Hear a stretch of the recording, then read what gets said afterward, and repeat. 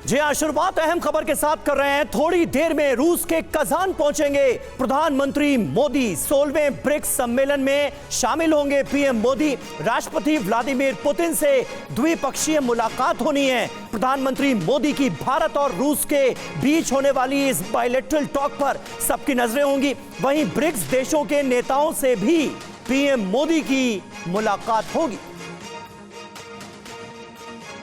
रूस रवाना होने से पहले प्रधानमंत्री का पोस्ट, जहां प्रधानमंत्री ने रूसी राष्ट्रपति के निमंत्रण पर कजान जाने की बात कही और कहा 16वें ब्रिक्स समिट में शामिल होने जा रहा हूं। ब्रिक्स के साथ भारत का करीबी सहयोग है। वैश्विक मुद्दों और आर्थिक सहयोग के लिए ब्रिक्स बड़ा मंच है। तो देखिए, प्रधानमंत्री नरेंद्र मोदी ने ब्रिक्स समिट को लेकर क्या कहा है, ये आपको बता देते हैं और उसके बाद चर्चा की शुरुआत करेंगे। हमारे साथ बहुत खास मेहमान जुड़ने वाले हैं। क्या बोले पीएम मोदी? भारत के लिए ब्रिक्स सदस्यों के आपसी संबंध बहुत अहम है, यानी ब्रिक्स हमारे लिए कितना महत्वपूर्ण है ये बताया गया है। ब्रिक्स वैश्विक विकास पर संवाद का एक महत्वपूर्ण मंच है, ये कहा है पीएम मोदी ने। हालांकि बहुध्रुवीय व्यवस्था और आर्थिक सहयोग के लिए जरूरी प्लेटफॉर्म की बात भी प्रधानमंत्री नरेंद्र मोदी की तरफ से कही गई। और महत्वपूर्ण ये समीर कि किस तरीके से भारत और रूस की रणनीतिक साझेदारी को और मजबूती मिलेगी, ये भी कहा गया है। बिल्कुल, ब्रिक्स के सभी नेताओं से मिलने के लिए मैं बहुत उत्सुक हूं, एक्साइटेड हूं, ये प्रधानमंत्री नरेंद्र मोदी की तरफ से कहा गया है। हमारे साथ इस वक्त कुछ बहुत खास मेहमान जुड़ रहे हैं, उनसे आपका तारुफ करा दें। मेजर जनरल संजय मेस्टन हमारे साथ मौजूद हैं, एम्बेसडर जे.के. त्रिपाठी हमारे साथ मौजूद हैं, प्रोफेसर अमिताभ सिंह विदेश मामलों के जानकार हैं, वो हमारे साथ मौजूद हैं, और सैबल दास गुप्ता जी, वरिष्ठ पत्रकार जिन्होंने कई सालों तक चीन में बतौर पत्रकार, बतौर जर्नलिस्ट सर्व किया है, वो भी हमारे साथ मौजूद हैं। और हमारे सहयोगी मनीष झा भी हमारे साथ जुड़ चुके हैं। मनीष, सबसे अहम बात ब्रिक्स बैठक की इस बार आपको क्या नजर आ रही है? जाहिर है व्लादिमीर पुतिन से तो द्विपक्षीय वार्ता होगी ही, लेकिन इंतजार हर किसी को इस बात का भी रहेगा कि क्या शी जिनपिंग और प्रधानमंत्री नरेंद्र मोदी के बीच भी बायलैटरल टॉक होगी? क्या आसार इसके बन रहे हैं क्या? देखिए, इसमें कोई दो राय नहीं है कि इस बार का ब्रिक्स सम्मेलन जो आज से शुरू हो रहा है और जिसके लिए कुछ ही देर के बाद प्रधानमंत्री मोदी रूस के कजान शहर में होंगे, अगले 2 दिन के बाद शायद दुनिया वैसी नहीं दिखाई देगी जैसी अब तक थी। देखिए, अभी सुरभि ने एक बात कही कि क्या ब्रिक्स की बैठक से अमेरिका परेशान है।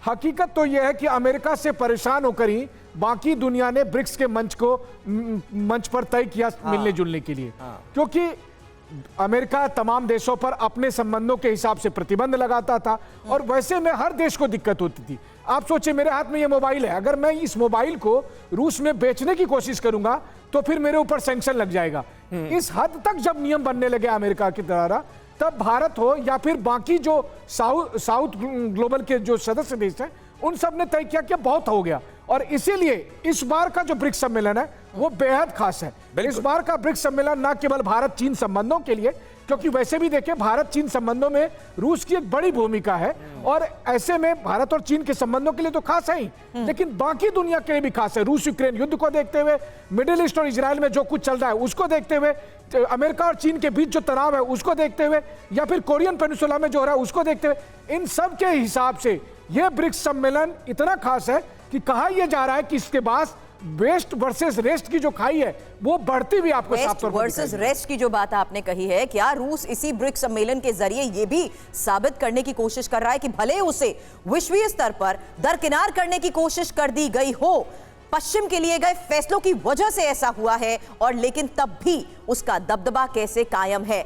मुलाकात जो होने वाली है फिलहाल उसके बारे में आपको बता दूं, क्योंकि आज रूस में कई अहम बैठक प्रधानमंत्री नरेंद्र मोदी भी करने वाले हैं और जिनपिंग के साथ द्विपक्षीय वार्ता संभव बताई जा रही है। हालांकि भारत की भूमिका इस मंच पर कितनी अहम है, इस बारे में जानकारी आपके सामने रखेंगे, लेकिन उससे पहले साथ ही यह भी जान लीजिए कि आखिर किस तरीके से प्रधानमंत्री नरेंद्र मोदी की मुलाकात पुतिन के साथ तो होनी है, लेकिन जो सवाल आपने किया कि क्या जिनपिंग के साथ भी उनकी द्विपक्षीय वार्ता संभव है, बिल्कुल, क्योंकि उस पर सबकी नजरें होंगी निश्चित तौर पर। सुरभि, अब आप देखिए, ब्रिक्स का मंच, भारत की भूमिका और अहमियत को भी आप समझिए। रूस के मद्देनजर 2.5 साल से जारी यूक्रेन युद्ध, अमेरिका यूरोप से तनाव और रूस और अमेरिका के बीच का तनाव चरम पर है। चुनौतीपूर्ण समय में व्यापारिक सहयोग की उम्मीद की जाएगी रूस की तरफ से। और चीन के क्या सवाल? बिल्कुल, चीन को देखते हुए ये इंपॉर्टेंट उस लिहाज से है क्योंकि सीमा पर हालात में सुधार और नए सिरे से बातचीत को लेकर जो खबरें आई हैं, आर्थिक मोर्चे पर सहयोग को देखते हुए भी ये चीन के लिहाज से इंपॉर्टेंट माना जा रहा है। समीर, बिल्कुल, और ईरान, ये बहुत महत्वपूर्ण पहलू है। मिडिल ईस्ट में शांति और स्थिरता, निवेश और व्यापार, आर्थिक चुनौतियां, ईरान और इजराइल के बीच बढ़ता तनाव, इजराइल के साथ अमेरिका, ईरान के साथ रूस, तो इन तमाम समीकरणों पर भी कितना असर आने वाले वक्त में पड़ने वाला है, इस लिहाज से भी ब्रिक्स की ये मीटिंग बहुत महत्वपूर्ण हो जाती है। हमारे साथ तमाम खास मेहमान इस वक्त मौजूद हैं। प्रोफेसर अमिताभ, किस तरह से आप देखते हैं खास करके कनाडा के साथ भारत का जो तनाव आज की तारीख में नजर आ रहा है, और जिस तरह से फाइव आइज की अगर हम बात करें तो एक गोलबंदी, एक गुटबंदी वहां पर नजर आती है, उसका जवाब भी है क्या ब्रिक्स सीधे तौर पर? देखिए, ब्रिक्स बनाया ही इसलिए गया था कि आर्थिक व्यवस्था, जो अंतर्राष्ट्रीय आर्थिक व्यवस्था है, जो आईएमएफ, वर्ल्ड बैंक और वेस्टर्न इंस्टीट्यूशंस डोमिनेट करते हैं, उनको चैलेंज किया जाए। और काफ़ी हद तक चैलेंज हुआ भी है। जैसे एक छोटा सा एग्जांपल अगर लें, 2023 में ब्रिक्स बैंक ने, जिसको एनडीबी कहते हैं, उसने 7 से 10 बिलियन यूएस डॉलर्स लोन में दिए। इसमें अर्जेंटीना को दिया, बांग्लादेश को दिया, जो ब्रिक्स के मेंबर नहीं है उनको भी दिया। पूरे आईएमएफ, वर्ल्ड बैंक ने 72 बिलियन डॉलर दिया, यानी करीब 10 से 13% उन्होंने लोन दिया है। तो उस वैश्विक व्यवस्था का हम एक रीबैलेंसिंग करने की भी कोशिश कर रहे हैं, जितने भी ब्रिक्स के राज्य हैं। लेकिन अभी जो अंतर्राष्ट्रीय व्यवस्था जो बनी है, उसको देख के ये लग रहा है, पूरी दुनिया को शायद ये लग रहा है कि ये एंटी वेस्ट ऑर्गेनाइजेशन है। देखिए, G7+1 G8 था 2014 तक, जब इसमें रूस इसका सदस्य था, यानी वो वेस्टर्न ब्लॉक में बैठते थे। अब चूंकि ब्रिक्स में और या जो समसामयिक अंतर्राष्ट्रीय संबंध जिस तरह से बिगड़े हैं या जो हालात हैं, उनमें हम देखते हैं कि ये अमेरिका के अगेंस्ट खड़े हैं या वेस्ट के अगेंस्ट खड़े हैं। तो ये समय का ही फेर है। लेकिन एक बात तो तय है कि ये जितने राज्य हैं वो मूलतः आर्थिक व्यवस्था को एक न्यू रीडिफिनेशन कर रहे हैं। उस रीडिफिनेशन में कई सारे राज्य इनके साथ आएंगे, लेकिन फिलहाल अभी सारा ध्यान इस तरफ बटा हुआ है क्योंकि ईरान इसका सदस्य बन गया है, चीन का और अमेरिका गया, वेस्ट का जो आर्थिक असंतुलन है वो इसके साथ है, रूस यूक्रेन युद्ध चल रहा है, सऊदी अरेबिया इसके साथ आना चाहता था लेकिन अभी तक एक्सेप्ट नहीं किया उसने मेंबरशिप, अर्जेंटीना इसमें आना चाहता था लेकिन उसने डिनाई कर दिया मेंबरशिप। तो ये सारा उसी आर्थिक असंतुलन को लेकर है। लेकिन एक बात तो स्पष्ट है कि जिस तरह से अमेरिका अपने मॉरल कैपेबिलिटी, मॉरल लीडरशिप जो फेल करता हुआ दिख रहा है इजराइल, लेबनान और यूक्रेन के इसमें,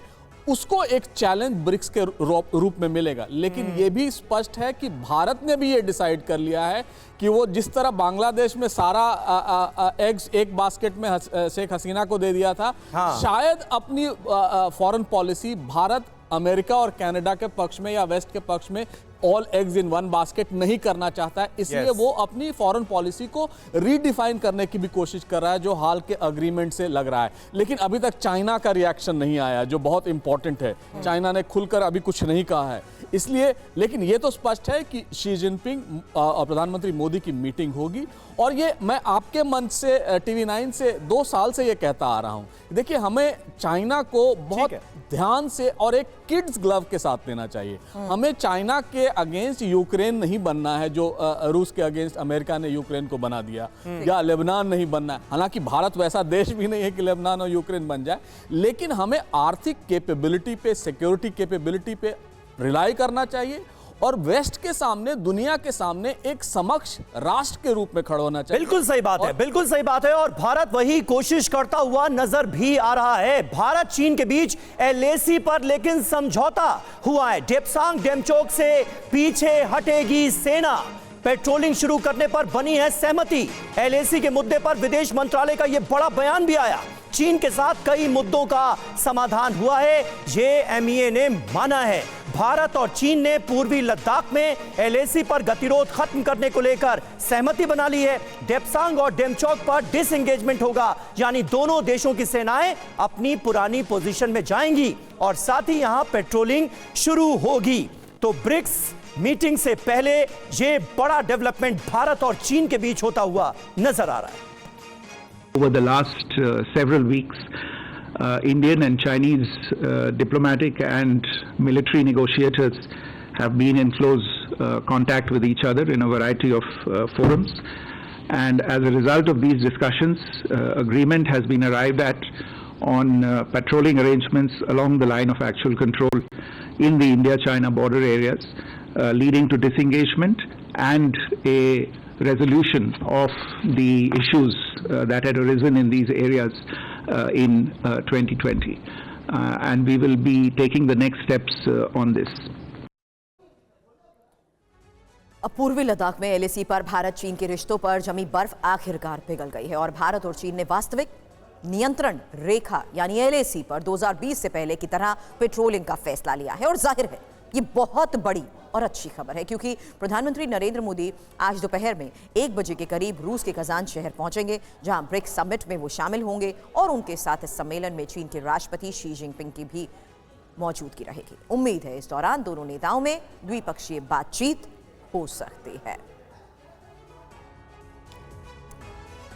जी और उससे पहले यह बड़ा डेवलपमेंट हुआ है। विदेश मंत्रालय के मुताबिक भारत और चीन में एलएसी पर 2020 से पहले की तरह पेट्रोलिंग का समझौता हो गया है, यानी 4 साल पहले वाली स्थिति बहाल होने जा रही है। यानी अब दोनों देशों की सेनाएं डेप्सांग और डेमचोक से भी पीछे हटेंगी, क्योंकि इससे पहले भारतीय सेना और चाइनीज आर्मी टकराव वाली स्थिति में मौजूद थी और 6 में से 4 जगहों से वो पीछे हट चुकी है। तनाव के बाद वो 4 इलाके हैं: गलवान घाटी, पैंगोंग सो लेक वाला इलाका, उत्तरी और दक्षिणी किनारे इसके, और गोगरा हॉट स्प्रिंग। ये तमाम वो इलाके हैं जहां पर पहले ही सेनाएं पीछे हटी हैं। सितंबर 2020 से ही भारत और चीन के बीच फुल डिसएंगेजमेंट के लेकर बातचीत जारी थी, जो अब जाकर अंतिम नतीजे पर पहुंची है। और भारत और चीन के बीच सुरभि, ये बहुत बड़ा डेवलपमेंट है जो ब्रिक्स मीटिंग से पहले सामने आया है। लेकिन इस बीच इस सवाल का जवाब जानना सभी जानते हैं सुमित कि समीर कि गलवान झड़प के बाद भारत चीन में ये बात आखिर बनी कैसे है, क्योंकि गलवान झड़प के बाद के इन हालात को देखते हुए ये बात बहुत महत्वपूर्ण है। जहां 25 जुलाई 2024 देखिए वियतनाम, और ये हम आपके सामने जानकारी उस लिहाज से रख रहे हैं जब विदेश मंत्री एस जयशंकर से मिले चीन के विदेश मंत्री वांग यी, उनसे मुलाकात इनकी हुई और दोनों देशों के विदेश मंत्रियों की मुलाकात 4 जुलाई 2024 को भी हुई थी। तनाव खत्म करने पर यह बातचीत हुई थी और WMCC की 31 दौर की बातचीत को लेकर जिस तरीके से ये खबर सामने आ रही है, कोर कमांडर लेवल की 21 बैठक हुई हैं। ये इंफॉर्मेशन इस लिहाज से त्रिपाठी सर हम पहले रखना चाहते थे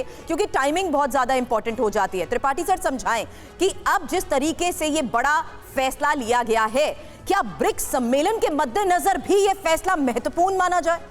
जी बिल्कुल, ये फैसला बहुत महत्वपूर्ण है क्योंकि ऐसे समय में जब ब्रिक्स का महत्व बहुत ज़्यादा बढ़ जाता है।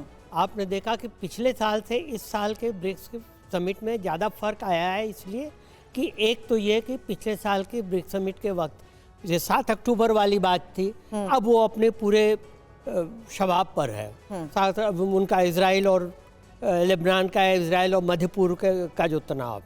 दूसरी चीज़ ये है कि इस साल के ब्रिक्स में कई ऐसे नए सदस्य आए हैं।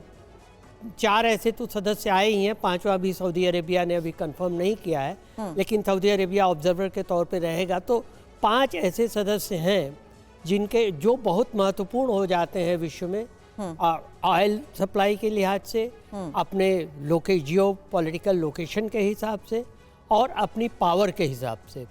तो ऐसे में भारत का वहाँ पर हिस्सा लेना जी, तो एक तो तय है कि उनकी बात तो शी जिनपिंग से होगी ही जी, और शी जिनपिंग के अलावा ऑब्वियसली पुतिन से होगी, लेकिन और बाकी जो देश हैं उनसे भी होगी। और मिडिल ईस्ट के इस हालात को देखते हुए क्या ईरान के राष्ट्रपति से भी होगी मुलाकात? मनीष, इस पर आपसे अगला सवाल करूंगी, लेकिन उससे पहले पश्चिम की पाबंदियों को दूर करते हुए जो क्रेमलिन की तरफ से चुनौती देने की कोशिश की जा रही है, उसके तहत ब्रिक्स सम्मेलन पर सबकी नजर है। और ब्रिक्स सम्मेलन से पहले पुतिन का जो बयान आया है, बड़ा बयान, पुतिन ने कहा G7 देशों से आगे निकला ब्रिक्स देश और 2027 तक G7 देशों से बहुत आगे निकलेगा ब्रिक्स। ये पुतिन का बड़ा बयान। और हमारे साथ संजय मेस्टन सर भी मौजूद हैं। मेस्टन सर, किस तरह से आप देखते हैं इस डेवलपमेंट को, और भारत और चीन के बीच ये जो तनाव कम करने की कोशिश की जा रही है, जिसका बहुत बड़ा असर भी हमने देखा है, रूस की कितनी अहम भूमिका नजर आ रही है इसमें आपको? क्योंकि रूस जाहिर है नहीं चाहेगा किसी भी हाल में कि ब्रिक्स कमजोर नजर आए। और अगर भारत और चीन के बीच इसी तरह का तनाव रहता जैसा कुछ महीनों पहले तक था, कुछ दिनों पहले तक था, तो जाहिर है वो एक मैसेज जा रहा था, उसको खत्म करने की कोशिश की गई है क्या ब्रिक्स मीटिंग से पहले? और देखिए समीर, मेरे को लगता है इसमें रूस का हाथ तो है ही। ये जो तनाव चल रहा था बॉर्डर पे, हाँ। लेकिन सुरभि इससे पहले एक स्टेटमेंट बड़ा अच्छा दे रही थी कि 2020 ये जो गलवान के बाद इतने साल के अंदर ये कैसे ये सब मुमकिन हो गया, ये कैसे एक सीज फायर टाइप हो गई है। तो कहने का मतलब ये है, देखिए यही दिखाता है, विश्व के लिए सबसे बड़ा लेसन है कि लड़ाई नहीं, डायलॉग और डिप्लोमेसी। जो आपने बताया 21 लेवल की टॉक्स हुई, हमारे फॉरेन मिनिस्टर भी मिले वांग यी से, कितनी चीज़ें हुई हैं, ये सब हुआ है पॉसिबल डायलॉग और डिप्लोमेसी की वजह से, और वही एक सबसे बड़ा लेसन है। और मेरे ख्याल ये जो हुआ है, इससे साफ जाहिर है कि ये जो पॉलिसी रहेगी, अभी प्राइम मिनिस्टर की मीटिंग होएगी शी जिनपिंग के साथ, और मेरे को लगता है उसके बाद और भी बड़े फैसले लिए जाएंगे। हो सकता है कि अगर चीज़ें ठीक दिखी तो हाल ही में कुछ एक आध साल के अंदर ही या कुछ महीने के अंदर मेरे को लगता है इकोनॉमिक ट्रेड टाइज वगैरह रिस्टोर किया जा सकता है। दूसरा, एक और इंडिया की मेरे को बहुत बड़ी भूमिका लगती है। देखिए, आज इंडिया का सबसे बड़ी शक्ति है, हमने एक स्ट्रैटेजिक ऑटोनॉमी रखी है, और आज विश्व में जितने मल्टीलेटरल ऑर्गेनाइजेशंस हैं, चाहे आसियान ले लिए, चाहे एससीओ ले लिए, चाहे ब्रिक्स ले लिए, चाहे क्वाड ले लिए, हम सबके हिस्सेदार हैं। कहने का मतलब है भारत वही करेगा जो हमारे देश के हित में है, और ना हम रूस के दबाव में, ना वेस्ट के दबाव में, अमेरिका के दबाव में कुछ काम करेंगे। बिल्कुल, वो मैं बोलूँगा आज भारत के लिए विन विन सिचुएशन है। हमारी इंटरनेशनल इंपॉर्टेंस बढ़ गई है, सब चाहते हैं कि हम उनके साथ ग्रुप्स में या अलायंसेस में आए। दो बातें आपने कही, हमारी इंटरनेशनल इंपॉर्टेंस बढ़ गई है। दूसरी बात आपने कही डायलॉग और डिप्लोमेसी की। सेबल सर इस वक्त हमारे साथ हैं। सर, आपके अनुभव के मुताबिक आज के इस हालात में ये टाइमिंग इंपॉर्टेंट किस लिहाज से है, और वहां किस तरीके से इसको लेकर चर्चा हो रही है, कैसे देखा जा रहा है इस फैसले और इस समझौते को? ये पहले तो ये समझना है कि भारत की भूमिका बहुत ही अनोखा है। इसलिए अनोखा है कि हम एकमात्र ब्रिक्स के मेंबर हैं जो खुल के एंटी यूएस नहीं है। चीन एंटी यूएस है, रशिया एंटी यूएस है, ईरान एंटी यूएस है। हम एकमात्र है जो अपना बायलैटरल और यूनिलैटरल दोनों रिश्ते हम लोग अपने पक्ष में रखे हैं। ये जो स्ट्रैटेजिक ऑटोनॉमी है, ये चाइना चाहती है कि हम पूरी तरह से यूएस की तरफ ना चले जाएं, और हमको परसुएट करना चाहती है। चाइना से जो स्टेटमेंट आए हैं उसमें देखिए, अभी लेटेस्ट स्टेटमेंट आया है कि क्रिटिकल मिनरल्स में आप यूएस के साथ समझौता मत करिए, ताइवान में आप यूएस के साथ एक साथ होकर मत बोलिए। ये जो चाइना के अंदर जो चिंता है कि हम अमेरिका के बहुत नज़दीक चले जाएंगे तो बहुत नुकसान करेगा उनको, यही कारण है कि चाइना ने ये बहुत बड़ी पहल करी है और ये पेट्रोलियम वाला एग्रीमेंट साइन किया है, क्योंकि वो चाहते हैं कि हम पूरी तरह से यूएस की तरफ ना चले जाए। रशिया भी चाहती है कि हम यूएस की तरफ ज़्यादा ना चले जाए जी। तो आज यूएस ही हमारे लिए एक बहुत बड़ा कार्ड बन के उभरा है। यूएस की ज़रूरत हमारे, यूएस चाहती है कि हम पूरी तरह से ब्रिक्स में और रशिया और चीन के स्ट्रैंगल होल्ड में ना आए। तो हमारा एक बहुत ही अनोखा रोल है इसमें, जो किसी और देश का नहीं है। बाकी लोग तो पूरी तरह से कमिटेड है। तो ऐसी हालत में हमारी डिप्लोमेसी जीत रही है। इससे पहले कभी भी इतनी अच्छी और अनोखी परिस्थिति भारत की रही नहीं है।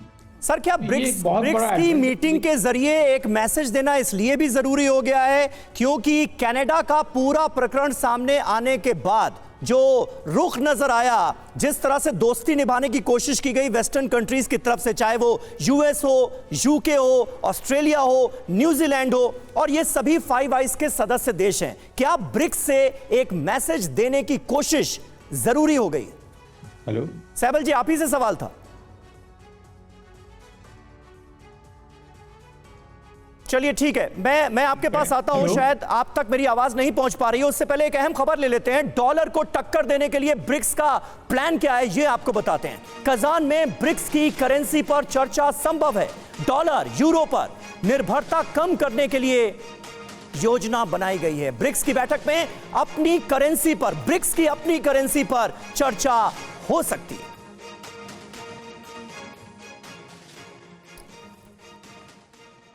मनीष से इस बारे में सवाल करने से पहले ये आपको बता देते हैं कि आखिर ब्रिक्स की नई करेंसी की डिमांड क्यों क्योंकि डॉलर और यूरो पर निर्भरता कम होगी, आपस में व्यापार में आसानी होगी। हालांकि 2022 में रूस ने नई करेंसी की जिस तरीके से बात कही है उसको देखते हुए यह खबर बड़ी है, क्योंकि यहां करेंसी के असर को भी समझना जरूरी है। अमेरिकी डॉलर का वर्चस्व घटेगा, दुनिया का 79% कारोबार अमेरिकी डॉलर में और एशिया और प्रशांत क्षेत्र में 74% कारोबार जिस तरीके से डॉलर पर निर्भर करता है। ये नई करेंसी को लेकर इस वक्त जिस तरीके से चर्चा होने वाली है उस पर दुनिया भर की नजर रहेगी, और नई करेंसी से होगा क्या यह भी आपको समझना जरूरी है, क्योंकि अमेरिकी डॉलर का मूल्य घटेगा, प्रतिबंध लगाने की यूएस की ताकत भी घट सकती है और अमेरिका की घरेलू चुनौती भी बढ़ेगी। मनीष बताएं, अब अगर आर्थिक तौर पर मजबूती की बात होती है, वहीं डॉलर का असर कम करने को देखते हुए अगर एक विकल्प के तौर पर भी कोई फैसला होता है तो उस लिहाज से क्या चर्चा? देखिए, ब्रिक्स सम्मेलन में इस बार ब्रिक्स ब्रिज की चर्चा हो रही है। अब तक हम जानते थे कि ब्रिक्स के पास एक बैंक है और उस बैंक के जरिए ब्रिक्स सदस्य देश या और जो दूसरे सहयोगी देश हैं उनको वित्तीय मदद देने की बात थी, लेकिन अब यह चर्चा हो रही है कि ब्रिक्स देशों की एक करेंसी हो, एक ऐसी करेंसी जिसपे वो आपसी लेन देन कर सके। उसका मतलब यह नहीं है कि कोई ब्रिक्स की एक अलग करेंसी होगी। प्लान यह है कि ब्रिक्स करेंसी के तौर पर सभी सदस्य देश अपने नेशनल करेंसी में लेन देन कर सके, एक डिजिटल करेंसी हो, जैसे कि रूस ने डिजिटल रूबल का प्रस्ताव दिया, उसी तरीके से डिजिटल करेंसी के जरिए भी आपसी लेन देन हो सके। प्लान यह है कि अभी जो मौजूदा वित्तीय व्यवस्था है जिसमें बैंकों के लेन देन स्विफ्ट सिस्टम के तहत चलते हैं और जिसमें डॉलर को एक हथियार के तौर पर लगातार अमेरिका इस्तेमाल करता है, उसका विकल्प ढूंढा जाए। आप सोचिए, रूस और अमेरिका का झगड़ा हो रहा है और भुगत कौन रहा है? भारत भुगत रहा है। क्यों? क्योंकि डॉलर में आप ट्रांजैक्शन नहीं कर सकते हैं।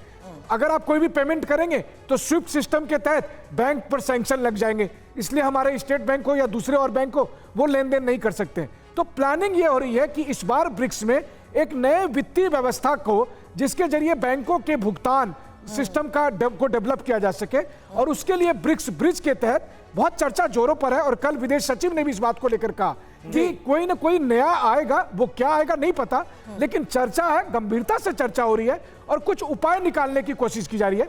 पिछले दिनों विदेश मंत्री जयशंकर से जब पूछा गया तो उन्होंने यही कहा कि दरअसल अमेरिका ने खुद अपना नुकसान किया है जब उन्होंने डॉलर को हथियार बनाया, और इसीलिए अब मजबूरी में डॉलर का विकल्प तलाशा जा रहा है। लेकिन इस बीच ब्रिक्स समिट से पहले अमेरिका के बयान को लेकर भी मनीष अब खबर आ गई है। व्हाइट हाउस की तरफ से क्या कहा गया, जानिए। हम नहीं मानते कि ब्रिक्स प्रतिद्वंदी बन रहा है, आप अपने सहयोगियों से हमारी मजबूत साझेदारी है। और आइए एक नजर डालते हैं ब्रिक्स और G7 से जुड़े कुछ आंकड़ों पर। ये आंकड़े बहुत अहम हैं। विश्व जीडीपी में हिस्सा देखिए क्या है, ब्रिक्स को जानिए।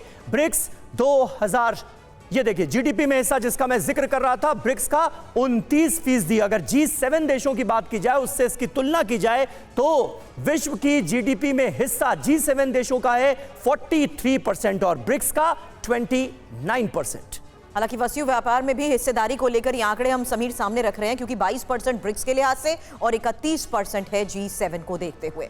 जी हाँ, विश्व आबादी में हिस्सेदारी देखिए, ब्रिक्स की 46%, 46% और G7 की 10%। और ऐसे में ब्रिक्स की वैल्यू क्या है, ब्रिक्स क्या कर सकता है और ब्रिक्स के मंच से क्या फैसले लिए जा सकते हैं, इस पर सबकी नजरें हैं। प्रोफेसर अमिताभ, उम्मीद क्या की जाए, ब्रिक्स मीटिंग से उम्मीद क्या की जाए, किसको क्या मैसेज दिया जा सकता है, किस तरह से संबंधों की बहाली हो सकती है? अगर हम चीन के मद्देनजर देखें, क्या आपको लग रहा है, क्या बड़ा मैसेज इस बार की ब्रिक्स बैठक में निकलकर सामने आता दिख रहा है? देखिए, एक सबसे बड़ा मैसेज ये है जो भारत के लिए इंपॉर्टेंट है कि भारत और चीन का जो रिलेशन था और उसको हर क्वेश्चन करते थे, जितने भी आर्टिकल्स पढ़ लीजिए आप वेस्टर्न लिटरेचर में, उन सब कहते थे भारत और चीन का की अनबन है, वो सेटल हुआ है। और इकोनॉमिक फ्रंट पे सबसे ज़्यादा इंपॉर्टेंट डिसीजन लिए जाएंगे। जैसा एक स्विफ्ट सिस्टम है जो वेस्ट बैंकिंग ऑपरेशन उस पर चलता है और वो सिर्फ कोडिंग सिस्टम है, उसके ऑल्टरनेटिव के लिए रूस बहुत दिन से प्रयास कर रहा है और सैंक्शंस लगने के बाद वो फिर करेंसी में आ गया है। दूसरा, एक जो स्पेशल ड्राइंग राइट्स एक होता है, IMF वर्ल्ड बैंक जो पैसे हम लेते हैं या जो देते हैं, वो स्पेशल ड्राइंग राइट्स होता है। एक तरह का आप कहें IMF वर्ल्ड बैंक का करेंसी होता है। उसी तरह का स्पेशल ड्राइंग राइट्स जो है वो IMF वर्ल्ड बैंक के तर्ज पे ब्रिक्स बैंक भी शुरू करे। तीसरी जो सबसे इंपॉर्टेंट होगी कि इसमें 3 बड़े राज्य हैं जो सैंक्शंस के मद में आए हैं, चाहे वो ईरान हो, रूस हो और कुछ हद तक चीन भी है, क्योंकि आपको याद होगा ट्रंप के समय से कई सारे 300 लगभग गुड्स थे जिन पर सैंक्शंस लगाए गए थे कि वो आप इंपोर्ट एक्सपोर्ट नहीं कर सकते हैं या टैरिफ बढ़ा दिया गया था। चीन भी इसका मुख्यभोगी है और उस टैरिफ वॉर में चीन कहीं ना कहीं अपने आप को एक डिफेंसिव पोजीशन में आ जाता है, उसको एड्रेस करने की कोशिश की जाएगी। यानी पूरी तरह से जो इकोनॉमिक क्रिपलिंग सैंक्शंस रूस पे लगे हैं और अब नया सदस्य जो ईरान है उस पर लगे हैं, उसको एड्रेस करने की कोशिश की जाएगी। यानी डी डॉलराइजेशन एक बहुत पॉपुलर वर्ड है, यानी वी डॉलरीकरण की प्रक्रिया शुरू हो सकती है।